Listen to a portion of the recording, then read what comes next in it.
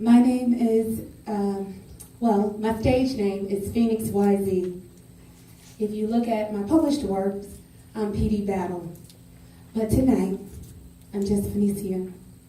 And I wanted to share a story with you that although I've been on hundreds of stages in states all over the country, I have never talked about this story on stage. I have never even written about this story personally, and I'm a public speaker. So this is going to be interesting. It is called Lost and Found. Y'all feel all right? Yeah. All right, I just gotta make sure I got your attention. All right.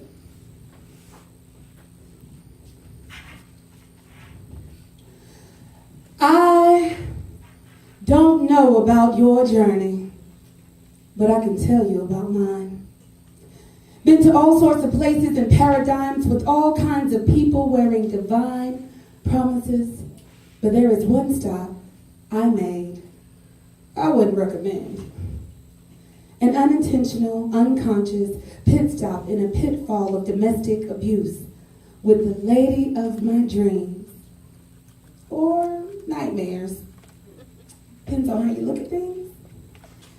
While I was sleepwalking through my life, I took refuge in her hands and got left hanging off a cliff between suicide and a strategically constructed prison of self-hate.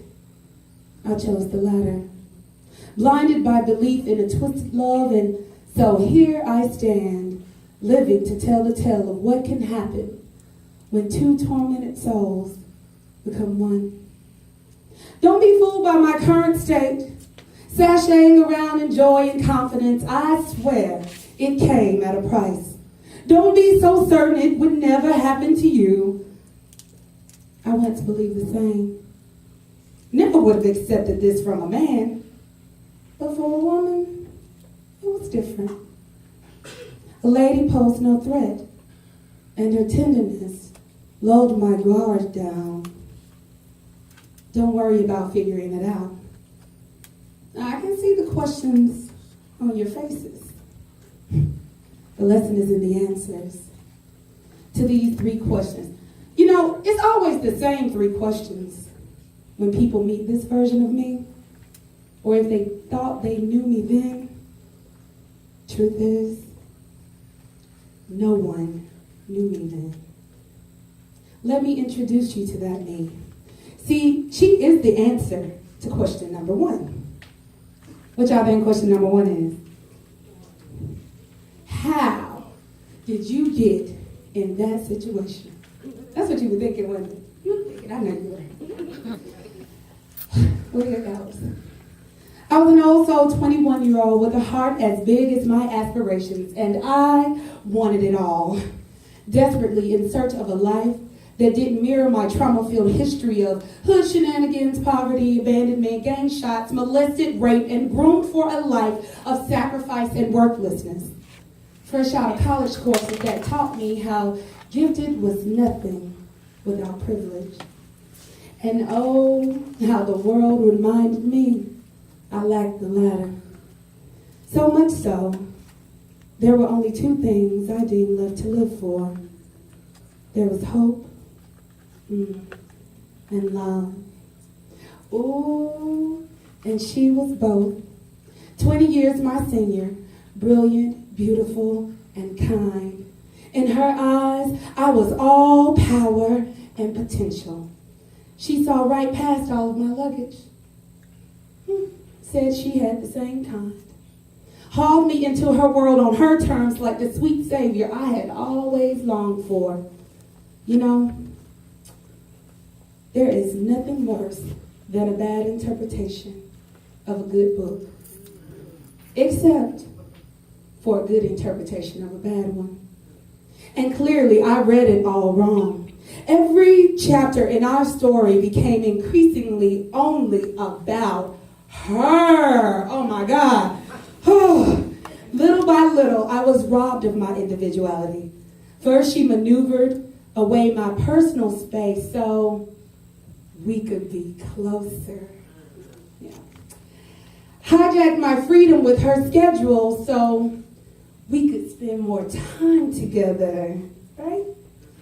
tore down my escape route by dismantling the bridge between me and my loved ones, because all we need is each other. I mean, you could say, well, if you sound a little familiar, all right. And there lies the answer to the second question, which I think the second question is, why did you stay? Thank you. Everybody want to know, why did you stay? I stayed for the mirror. In the reflection of her broken shards, I saw the parts of myself that no one ever rescued and always thought were too damaged to keep. I stayed because I believed her lies and discredited my truth. She skillfully, and I do mean skillfully, manipulated my innocence until it was naivety. Made every outburst of rage my fault. Every move I made was her trigger. Convinced that when she put me down or cursed me out, it was only because I provoked her. Why did you stay? Where else could I go? If she didn't want me, no one would, right? And it wasn't so bad. A few bruises aren't as bad as a black eye or a beat down, right? Let society tell it. I stayed to fix me, to save her, to save face from the judging eyes of shame and weakness, because black women aren't allowed to be weak. So I wasn't allowed to tell a soul. Abuse and secrets go hand in hand. They complement each other, just the way we did. Why did I stay?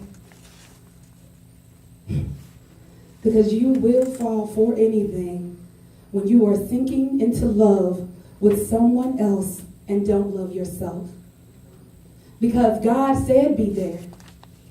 And I couldn't hear him over her yelling when he said I didn't have to stay. And now, you want to know, what do you think the last question is?